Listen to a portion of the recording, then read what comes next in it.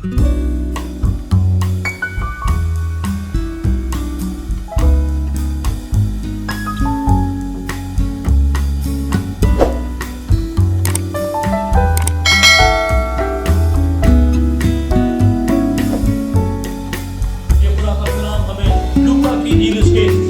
وہاں پہ بیان کر رہا ہے کہ میجورٹی لوگ خدا کی شکر گزاری نہیں کرتے ہیں۔ ایکلیسیا، چرچ، پولس رسول اور خدا کا کلام اور یسوع مسیح ہمیں کہہ رہا ہے کہ جس طرح ہم نے فیصلہ کیا تھا خداوند کے پیچھے چلنے کا، ہمیں اس میں چلتے رہنا ہے، جڑ پکڑتے رہنا ہے، تعمیر ہونا ہے، اس پروسیس میں بڑھنا ہے اور خوب شکر گزاری کرتے رہنا ہے کہ وہ جاتے جاتے پاک صاف ہوگی۔ کیا ہوا کہ وہ جاتے جاتے پاک صاف ہو گئے۔ کلسیوں کی کلیسیا کے نام پولس رسول کا خط، 2 باب 6 اور 7 آیت۔ خدا کے کلام میں لکھا ہے، پس جس طرح تم نے مسیح یسوع خداوند کو قبول کیا، اسی طرح اس میں چلتے رہو اور اس میں جڑ پکڑتے اور تعمیر ہوتے جاؤ، اور جس طرح تم نے تعلیم پائی اسی طرح ایمان میں مضبوط رہو اور خوب شکر گزاری کیا کرو۔ خداوند اپنے کلام کے وسیلے ہم سب کو برکت بخشے، آمین۔ پولس رسول، خدا کا خادم، خدا کا بندہ، ہم سب جانتے ہیں کہ وہ مسیحی کلیسیا کا دشمن تھا اور مسیحی کلیسیا کو مارنے والا، سنسار کرنے والا۔ جب اسطفنس، خدا کا بندہ، خداوند یسوع مسیح کی گواہی دیتے ہوئے اعمال کی کتاب 6 اور 7 باب میں شہید ہو رہا تھا، پولس رسول وہاں پر موجود تھا اور اس نے سارا منظر اپنی آنکھوں سے دیکھا تھا، اور یہ مسیحی کلیسیا کو مارنے کے لیے سردار کاہنوں سے خط لے کر دمشق کی طرف جا رہا تھا، جہاں پر خداوند یسوع مسیح نے اسے پکڑ لیا تھا اور یہ وہاں پر اندھا ہو گیا تھا۔ 3 دن اس نے کچھ دیکھا نہیں تھا، اور اس کے بعد دمشق میں جا کر اس نے نجات پائی تھی، اور پھر یہ کہتا ہے کہ اب میں زندہ نہ رہا بلکہ مسیح مجھ میں زندہ ہے۔ اور وہ خدا کا بندہ پولس، جسے خداوند یسوع مسیح نے اپنی گواہی کے لیے چنا، غیر قوموں کی خدمت کے لیے چنا، جسے خداوند نے کلام کے مکاشفات بخشے، جسے خداوند نے آسمانی رویا بخشی، وہ بندہ خداوند کا خادم پولس رسول آج ہمیں کیا کہہ رہا ہے؟ وہ کہتا ہے، پس جس طرح تم نے مسیح خداوند کو قبول کیا اسی طرح اس میں چلتے رہو۔ افسیوں کے خط میں پولس رسول کہتا ہے، پس غور سے دیکھو کس طرح چلتے ہو، نادانوں کی طرح نہیں بلکہ داناؤں کی مانند چلو، اور وقت کو غنیمت جانو کیونکہ دن برے ہیں۔ ایک نادان شخص اور ایک عقل مند شخص کی نشانی کیا ہو سکتی ہے؟ جب ہم خدا کے کلام میں سے متی کی انجیل 5واں، 6واں اور 7واں باب دیکھتے ہیں، وہاں پر خداوند یسوع مسیح نے پہاڑ کے اوپر چڑھ کر کلام کیا تھا اپنے شاگردوں کے ساتھ، جماعت کے ساتھ، اور خداوند یسوع مسیح نے کہا تھا، عقل مند شخص وہ ہے جو میری یہ باتیں سنتا ہے اور اپنا گھر کہاں پر بناتا ہے؟ چٹان کے اوپر بناتا ہے۔ وہ شخص کیا ہے؟ وہ عقل مند ہے جو اپنا گھر کس کے اوپر بناتا ہے؟ چٹان کے اوپر بناتا ہے۔ آندھیاں آتی ہیں، طوفان آتے ہیں، سیلاب آتے ہیں، اس گھر کو ٹکریں لگتی ہیں، لیکن وہ گھر گرتا نہیں ہے، کیونکہ اس گھر کی بنیاد کس کے اوپر ہے؟ یسوع مسیح ہے جو میری اور آپ کی چٹان ہے۔ اور بیوقوف شخص کی نشانی کیا ہے؟ لکھا ہے کہ خداوند یسوع مسیح نے کہا کہ بیوقوف شخص وہ ہے، نادان شخص وہ ہے جو اپنا گھر کہاں بناتا ہے؟ ریت کے اوپر بناتا ہے۔ بارشیں آتی ہیں، طوفان آتے ہیں، آندھیاں آتی ہیں، اس گھر کو ٹکریں لگتی ہیں، اور وہ گھر کیا ہوتا ہے؟ برباد ہو جاتا ہے۔ خداوند یسوع مسیح نے ہمیں عقل مند اور بیوقوف شخص کے اندر ایک تمیز کرنا سکھایا ہے کہ ایک جو عقل مند شخص ہے وہ خداوند یسوع مسیح کو قبول کرتا ہے، اس کی راہوں پر چلتا ہے، اس کے کلام پر عمل کرتا ہے، جس طرح زبور نویس کہتا ہے کہ میں نے تیرے کلام کو اپنے دل میں رکھ لیا ہے تاکہ تیرے خلاف گناہ نہ کروں۔ گناہ سے باز آ کر خدا کے ساتھ چلنا ہی یہ خدا کی وفاداری ہے. اور یہی پولس ہمیں بتا رہا ہے کہ جس طرح ہم نے اپنے گناہوں کو ترک کیا تھا, ہم نے فیصلہ کیا تھا کہ خداوند آج کے بعد میں زندہ نہیں رہا بلکہ تو مجھ میں زندہ ہے, اور ہم نے فیصلہ کیا تھا کہ آج کے بعد میں اپنی زندگی خداوند کے ہاتھوں میں سونپ دوں گا, آج کے بعد میں اپنی راہوں کو ترک کر کے خداوند کی راہوں پر چلنا شروع کر دوں گا. تو پولس کہتا ہے کہ جس طرح تم نے خداوند یسوع مسیح کو قبول کیا تھا اسی طرح اس میں چلتے رہو. اور یہ خداوند یسوع مسیح کے پیچھے چلنے کا جو عہد ہے, یہ ایک دن کا عہد نہیں ہے, یہ 2 دن کا عہد نہیں ہے, بلکہ یہ ساری زندگی کا عہد ہے. چونکہ خداوند یسوع مسیح بھی شروع سے لے کر آخر تک ہمارے ساتھ رہتا ہے, کبھی ہم سے دستبردار نہیں ہوتا ہے. اس لیے ہمیں بھی جب ہم نے قبول کر لیا ہے تو ہمیں کیا کرنا ہے, خداوند میں چلتے رہنا ہے, اس میں بڑھتے رہنا ہے. دوسری بات وہ کہتا ہے اور اس میں جڑ پکڑتے اور تعمیر ہوتے جاؤ. جب ہم ایک درخت لگاتے ہیں اس کی جڑیں پھیلتی ہیں اور اس کے بعد کیا ہوتا ہے, وہ پودا جو ہے وہ درخت بننا شروع ہو جاتا ہے. ہم ایک گھر کی نیو رکھتے ہیں, وہ نیو ہمیں نظر نہیں آتی, بنیادیں ہمیں نظر نہیں آتی, لیکن جب گھر تعمیر ہو جاتا ہے تو وہ کتنا خوبصورت لگتا ہے. تو پولس کہتا ہے کہ جس طرح سب سے پہلی بات کہ ہم نے فیصلہ کیا تھا کہ خداوند ہم تیرے ساتھ ساتھ چلیں گے, ہمیں اسی طرح اپنی کمٹمنٹ کو, اپنے عہد کو یاد کر کے اس کے ساتھ چلنا ہے, اور پھر جڑ پکڑنی ہے, تعمیر ہونا ہے. اور لکھا ہے کہ جس طرح تم نے تعلیم پائی اسی طرح ایمان میں مضبوط رہو. ایمان ایک بہت بڑی طاقت ہے اور زندہ طاقت ہے. ایمان ایک نظر نہ آنے والی چیز ہے, لیکن جب ہم چیزوں کو قبول کر لیتے ہیں اپنی سوچوں میں, اپنے خیالوں میں, اپنے دل میں کہ جو کچھ میں نے سوچا ہے یہ خدا مجھے ضرور دے گا, اس کو ہم ایمان کہتے ہیں. کہ اندیکھی چیزوں کا ثبوت ہے, جو چیزیں ہمیں نظر نہیں آ رہی وہ چیزیں ہم اپنے پاس اندر ان کو سمجھیں کہ رکھ لیتے ہیں کہ یہ چیزیں میرے پاس موجود ہیں, بے شک وہ چیزیں نظر نہیں آ رہی. بائبل مقدس میں ہمیں 12 ایسے حوالے ملتے ہیں جہاں پر سینکڑوں کی تعداد میں لوگ خداوند یسوع مسیح کے پاس آتے تھے, ہزاروں کی تعداد میں لوگ خداوند یسوع مسیح کے پاس آتے تھے بڑے ایمان کی غرض سے. اور جب خداوند یسوع مسیح سے وہ شفا پا جاتے تھے تو خداوند کہتا تھا جا بیٹی تیرے ایمان سے تجھے شفا ملی, تیرے ایمان سے تجھے شفا ملی, سلامت رہ اور اپنی اس بیماری سے بچی رہ یا بچا رہ. تو یہ ایمان کی وہ دولت ہے جو مقدسوں کو صرف ایک بار سونپی گئی ہے کہ جب ہم خداوند یسوع مسیح پر ایمان لے آئے ہیں تو ہمیں جس طرح ہم نے فیصلہ کیا تھا خداوند کہ آج کے بعد میری زندگی کے راستے فرق ہے, بپتسمہ لیتے ہوئے ہم نے فیصلہ کیا تھا کہ میں ایک فرق اور نئی زندگی گزاروں گا. پولس کہتا ہے کہ جس طرح تم نے قبول کیا تھا اس میں کیا کرو, چلتے جاؤ. اور پھر کہتا ہے کہ جس طرح تم نے تعلیم پائی, یعنی کہ وہ چیزیں ہمیں یاد ہونی چاہیے, جس طرح ہم نے یہ کام کیا تھا, جس طرح ہم نے یہ کام کیا تھا, پھر اسی طرح ہمیں اس کام کو آگے لے کر چلنے کی ضرورت ہے. یہی بات پولس رسول ہمیں یہاں بتا رہا ہے, اور وہ کہتا ہے خوب شکر گزاری کیا کرو. یہ شکر گزاری کا جو مضمون ہے بائبل مقدس میں یہ بہت بڑا ہے, جس پر شاید ہم نے کبھی سوچا نہیں ہے.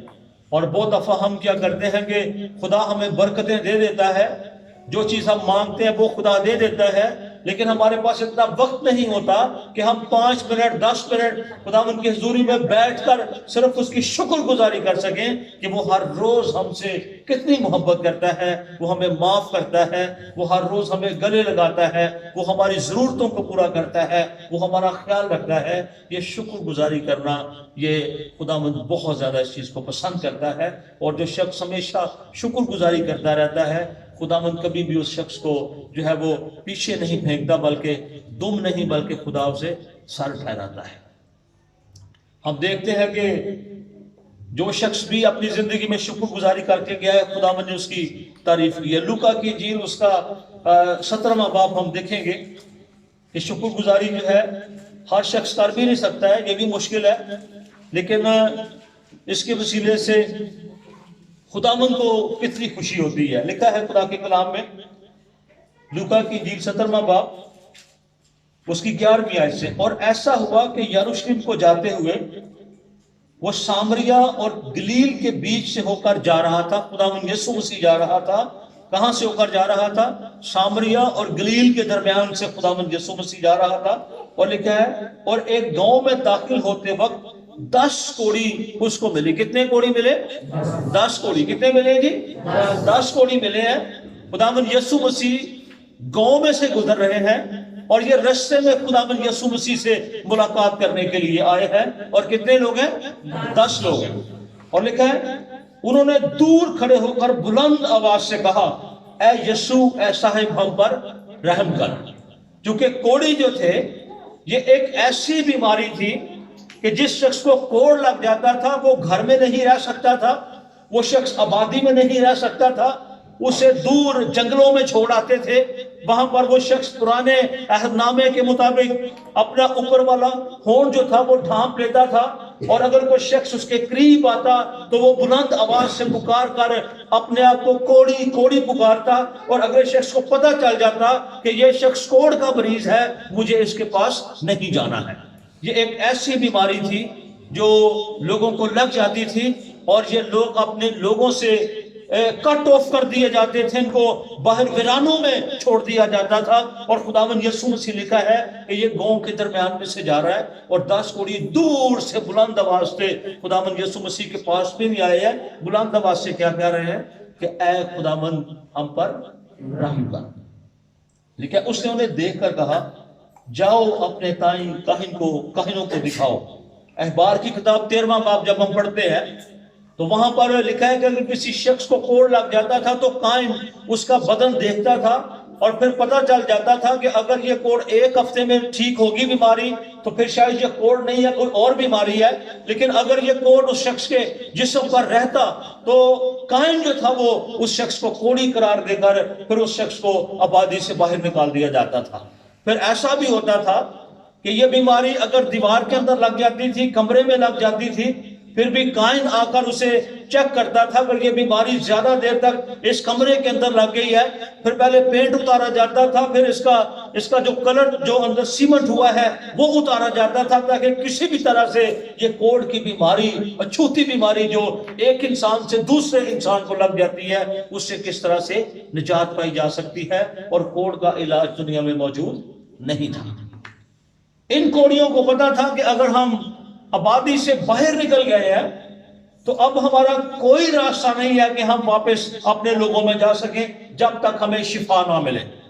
شاید ان کوڑیوں نے خداوند یسوع مسیح کے بارے سنا ہو کہ یسوع مسیح مردوں کو زندہ کرتا ہے, لنگڑوں کو چلاتا ہے, وہ اندھوں کی آنکھیں کھولتا ہے, وہ بڑے بڑے معجزات کرتا ہے. اور ان کوڑیوں نے جب خداوند یسوع مسیح کے بارے سنا ہو اور خداوند یسوع مسیح کے بارے یہ بھی سنا ہو کہ اس کے پیچھے بہت بڑی بھیڑ ہوتی ہے جو لوگ شفائیں پانے کے لیے آتے ہیں, اور جب انہوں نے دیکھا کہ خداوند یسوع مسیح جا رہا ہے تو انہوں نے بلند آواز سے کیا کہا اے خداوند ہم پر رحم کر. خداوند یسوع مسیح ہمیشہ رحم کرتا ہے. یسوع مسیح نے انہیں یہ نہیں کہا کہ تم شفا پا گئے ہو. خداوند یسوع مسیح نے شریعت کو پورا کرنے کے لیے خداوند یسوع مسیح نے کہا جاؤ کاہنوں کے پاس جاؤ اور اپنا چیک کراؤ. اور لکھا ہے کہ وہ جاتے جاتے پاک صاف ہو گئے. کیا ہوا کہ وہ جاتے جاتے پاک صاف ہو گئے, اور جب پاک صاف ہو گئے لکھا ہے پھر ان میں سے ایک یہ دیکھ کر کہ میں شفا پا گیا بلند آواز سے خدا کی تمجید کرتا ہوا لوٹا. اور آگے لکھا ہے اور منہ کے بل یسوع کے پاؤں پر گر کر اس کا شکر کرنے لگا. اور وہ سامری تھا, یہ یہودی بھی نہیں تھا, یہ غیر قوم سے تھا. یسوع نے جواب میں کہا کیا 10 پاک صاف نہ ہوئے؟ پھر وہ 9 کہاں ہیں جن کو شفا ملی ہے؟ لکھا ہے کیا اس پردیسی کے سوا اور نہ نکلے جو لوٹ کر خدا کی تمجید کرتے؟ پھر اس سے کہا اٹھ کر چلا جا, تیرے ایمان سے تجھے اچھا کیا ہے, تیرے ایمان نے تجھے اچھا کیا ہے. ایک ایسی بیماری جس سے ڈاکٹر شفا نہیں دے سکتے ہیں, طبیب شفا نہیں دے سکتے ہیں, خداوند یسوع مسیح اس بیماری سے شفا دینے کی طاقت اور قدرت رکھتا ہے. کتنے کوڑی آئے تھے؟ 10. اور واپس کتنے آئے؟ 1. اس کا مطلب ہے شکر گزاری ہر شخص نہیں کر سکتا ہے. لیکن آج ہمیں پولس کیا کہہ رہا ہے کہ جس طرح ہم نے فیصلہ کیا تھا کہ ہم خداوند یسوع مسیح کے پیچھے چلیں گے, اور ہم نے دنیا کی طرف سے منہ موڑ لیا تھا اور خداوند یسوع مسیح سے اپنا ناطہ جوڑ لیا تھا۔ پولس کہتا ہے کہ اسی طرح جس طرح فیصلہ کیا تھا اس کو دوبارہ یاد کرو، اسی طرح اس میں چلتے جاؤ، جڑ پکڑتے اور تعمیر ہوتے جاؤ، اور جس طرح تم نے کلام سنا ہے، تعلیم پائی ہے خداوند یسوع مسیح کے کلام کی، اس میں کیا کرو، مضبوط ہوتے جاؤ اور خوب شکر گزاری کیا کرو۔ یہ ایک کوڑی تو کیا صرف یہی شفا پا کے گیا تھا؟ لکھا ہے یسوع مسیح کہہ رہا ہے کہ سارے ہی شفا پا گئے۔ اور پھر یہاں سیکھنے کی بات یہ بھی کہ جب تک وہ شخص کوڑی ہے یا اسے پتا ہے کہ اس کے بدن کے اندر کوڑ ہے، وہ خداوند یسوع مسیح کے قریب نہیں آیا ہے۔ اور خداوند یسوع مسیح نے بھی دور سے اس شخص کے ایمان کو دیکھ کر کہہ دیا ہے کہ جا اپنے آپ کو کاہنوں کو دکھاؤ۔ خداوند یسوع مسیح کے پاس یہ قدرت تھی کہ اگر خداوند یسوع مسیح اپنی زبان سے ہی کہہ دیتا تھا تو بیمار شفا پا جاتے تھے، لیکن اگر یسوع مسیح محسوس کرتا تھا کہ اب مجھے کسی شخص کے پاس جا کر اسے شفا دینے کی ضرورت ہے تو یسوع مسیح اس کے پاس بھی چلے جاتے تھے۔ لکھا ہے کہ ایک اندھا شخص تھا، نابینا تھا، خداوند یسوع مسیح نے کیا کیا تھا، اس کی آنکھوں پر تھوک کر مٹی سانی تھی اور اس کی آنکھوں پر لگائی تھی۔ اب ایک تو شخص کو ویسے ہی نظر نہیں آتا اور خداوند یسوع مسیح نے اوپر مٹی بھی لگا دی ہے۔ ٹھیک ہے، کیوں خداوند یسوع مسیح نے مٹی لگائی تھی؟ یہودی یہ سوچتے تھے کہ جو اکلوتا بیٹا ہوتا ہے اس کے ہاتھ میں شفا ہوتی ہے، اور اس وقت بہت بڑی تعداد میں لوگ خداوند یسوع مسیح کے سامنے موجود تھے اور وہ دیکھنا چاہتے تھے کہ کیا یسوع مسیح اس شخص کو شفا دینے کی طاقت رکھتا ہے یا نہیں رکھتا ہے۔ خداوند یسوع مسیح نے ایک اور کام کر دیا کہ اس نے مٹی لے کر تھوک لگایا اس میں اور اس نے اس کی آنکھوں کے اوپر لگا دیا خداوند یسوع مسیح نے۔ اور پھر لکھا ہے کہ جب خداوند یسوع مسیح نے اس کی آنکھوں کو کھولا ہے تو سب کی آنکھیں حیران رہ گئی ہیں، دھنگ رہ گئی ہیں۔ لوگوں نے کہا کہ ہم نے ایسا کبھی اسرائیل میں نہیں دیکھا ہے۔ انہوں نے معجزات سنے تو تھے خداوند یسوع مسیح کے، یا خدا کے انہوں نے معجزات سنے تو تھے کہ خدا جو ہے وہ ایلیا کے وسیلے معجزات کرتا تھا، خدا الیشا کے وسیلے سے معجزات کرتا تھا، خدا الیشا کے وسیلے سے مردوں کو زندہ کرتا تھا، کوڑیوں کو شفا دیتا تھا، لیکن انہوں نے آج اپنی آنکھوں سے دیکھ لیا ہے کہ خداوند یسوع مسیح واقعی بیماروں کو شفا دیتا ہے۔ اور وہ کلام کہتا ہے کہ جس طرح تم نے شفا پائی ہے، اپنی روحانی شفا پائی ہے، اور جس طرح تم نے فیصلہ کیا تھا خداوند یسوع مسیح کے ساتھ چلنے کا، اب وقت ہے کہ اس کو دوبارہ سے سوچ کر اس میں چلتے رہو، اس میں جڑ پکڑتے جاؤ اور تعمیر ہوتے جاؤ، اور جس طرح تم نے تعلیم پائی ہے، خدا کے کلام کو سیکھا ہے، اس میں خوب خداوند کی شکر گزاری کیا کرو۔ پولس رسول بارہ ہمیں خدا کے کلام میں شکر گزاری کرنے کا موقع دیتا ہے، ہمیں سکھاتا ہے کہ ہمیں ہمیشہ خداوند کی شکر گزاری کرتے رہنا چاہیے جو خدا نے ہمیں برکات دے رکھی ہیں۔ اگر آج کوئی شخص ہماری تھوڑی سی مدد کرتا ہے تو ہم ضرور اس کا شکریہ ادا بولتے ہیں کہ اس شخص نے ہماری مدد کی ہے، لیکن جس خدا نے ہمیں نجات دی ہے، جس خدا نے ہمیں زندگی دی ہے، جس خدا نے ہمیں زندگی کی آسائشیں دی ہیں، جس خدا نے ہمیں اس دنیا سے الگ کیا ہے، جس خدا نے ہمیں دنیا سے نام لے کر بلایا ہے، اس نے ہمیں چنا ہے، وہ کہتا ہے تم نے نہیں بلکہ میں نے تمہیں چنا ہے۔ اس وقت میں جو ٹیچر ہوتے تھے وہ اپنے ٹیچر جو تھے اس کا چناؤ کیا جاتا تھا کہ میں نے فلاں ٹیچر کے پاس جا کر خدا کے کلام کی تعلیم پانی ہے، لیکن خداوند یسوع مسیح نے خود شاگردوں کا چناؤ کیا تھا۔ خداوند یسوع مسیح نے کہا تھا میں نے ان کو کلام سکھانا ہے۔ کیا ہم نے کبھی سوچا ہے کہ اس نے کتنا بڑا رحم ہم پر کیا ہے اور ہم نے کبھی اس کی شکر گزاری کی ہو؟ 2 دن پہلے ہم نے خداوند کی بڑی شکر گزاری کی کہ خدا نے ہمیں اپنا گھر دیا اور ہم نے بہت سارے ایماندار لوگوں کو بلایا اور ہم نے کہا کہ آؤ ہمارے ساتھ مل کر شکر گزاری کریں کہ خدا نے ہماری زندگی میں کتنا بڑا کام کیا ہے۔ اور جب ہم نے خداوند کی شکر گزاری کی، وہ لوگ آئے سب، اور ہم نے مل کر خداوند کے نام کو عزت اور جلال دیا، جس طرح خدا کا بندہ داؤد کہتا ہے کہ ہم مل کر خدا کی تمجید کریں گے۔ میرے ساتھ مل کر خداوند کی بڑائی کرو۔ جب ہم مل کر خداوند کی ستائش کرتے ہیں، بڑائی کرتے ہیں، شکر گزاری کرتے ہیں، تو خدا ہمارے لیے بند دروازوں کو کھولتا ہے اور ہماری دعاؤں کو سنتا اور ہمیں جواب دیتا ہے۔ وہ شکر گزاری کو پسند کرتا ہے۔ میں اکثر ایک واقعہ بیان کرتا ہوتا ہوں کہ ایک پادری صاحب سے میں نے واقعہ سنا کہ ایک بہن تھی، وہ ایک دن چرچ میں گئی اور اس نے کلام سنا شکر گزاری پر، اور اس نے کہا کہ ہر حالات میں خداوند کی شکر گزاری کرتے رہو، اور جب وہ ہر حالات میں کہتا ہے تو اس میں مشکل، اچھے، برے حالات بھی ہوتے ہیں، لیکن ہمیں ہر وقت خداوند کی شکر گزاری کرتے رہنا چاہیے۔ تو وہ خدا کے خادم نے بتایا کہ وہ جب بہن نے خداوند کا کلام سنا تو اس نے کہا کہ پادری صاحب میرا تو شوہر مجھے بہت مارتا ہے، تو میں کس طرح سے خدا کی شکر گزاری کروں؟ تو پادری صاحب نے کہا کہ تمہیں پھر بھی شکر گزاری کرنا ہے خدا کی، کوئی مسئلہ نہیں، اگر وہ مارتا ہے تو خدا اسے نجات دے گا، خدا اسے چھوئے گا، اور وہ شخص ایک دن آئے گا کہ خدا کی حضوری میں توبہ کر کے دوبارہ سے واپس آ کر خدا کے ساتھ اپنا رشتہ جوڑے گا۔ تو اس نے بتایا، اس بہن نے آ کر، کہ 2 مہینے گزر گئے، 6 مہینے گزر گئے، ہر روز وہ شخص اپنی بیوی کو بہت زیادہ مارتا تھا، اور اس کی ایک جوان بیٹی تھی، اس کو بھی وہ بہت زیادہ مارتا تھا۔ پھر خدا کے خادم نے کہا کہ اب وقت ہے کہ تم ایک کونا جو ہے وہ اپنے گھر کا مخصوص کر دو، جہاں دونوں ماں اور بیٹی مل کر دعا کیا کریں اس شخص کے لیے، تاکہ خداوند جو ہے وہ اس شخص کو نجات بخش دے، اور شکر گزاری کیا کریں صرف خداوند کی، جن حالات میں بھی خدا ہمیں رکھتا ہے۔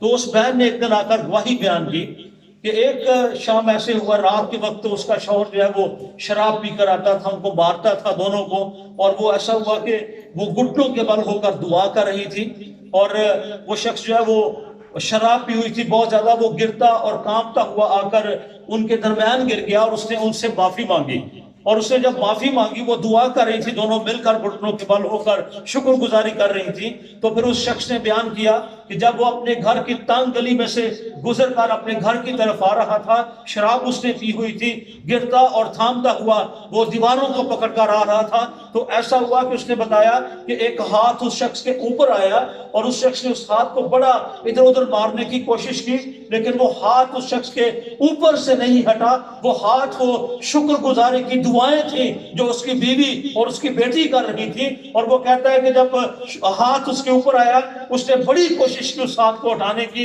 خداوند یسوع مسیح نے کلام کیا کہ تجھے اپنے گناہوں سے توبہ کرنے کی ضرورت ہے، تو غلط رستے پر چل بیٹھا ہے، تو واپس آ۔ اور اس شخص نے جا کر اپنی بیوی سے، اپنی بیٹی سے معافی مانگی، مذبح کے اوپر جا کر گر گیا، اور سنڈے کے دن انہوں نے آ کر چرچ میں گواہی دی کہ خداوند نے شکر گزاری کے وسیلے سے کتنا بڑا کام کیا ہے۔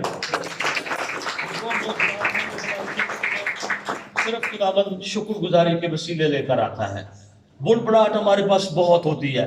بنی اسرائیل جب مصر کی غلامی میں سے نکل رہے تھے تو وہ موسیٰ کے بارے شکایت کرتے تھے کہ تو ہمیں مصر سے نکال لایا ہے تاکہ تو بیابان میں ہمیں مارے۔